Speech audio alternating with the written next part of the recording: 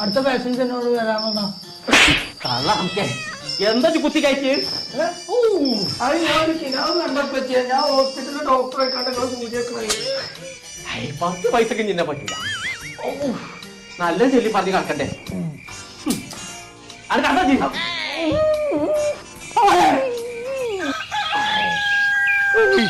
എന്താ കോയക്ക എഴുത്തച്ഛൻ നടക്കണ വരെ നടക്കണോ? അതിന്റെ കൂട്ടൊന്നും പറയണ്ട.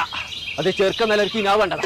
ഓൻ ഡോക്ടറെ കണ്ട് ഇന്നെ സൂചിക്കണത്. പിന്നാരെ കോയക്ക ഓൻ +2 വരെ പഠിച്ചതല്ലേ? ഓനിങ് അതിനെ താല്പര്യം ഉണ്ടെങ്കിൽ ആ കോട്ടക്ക് അൽമാസിൽ കൊണ്ടേക്കാണ് ചേർത്ത് വെക്കാണ്.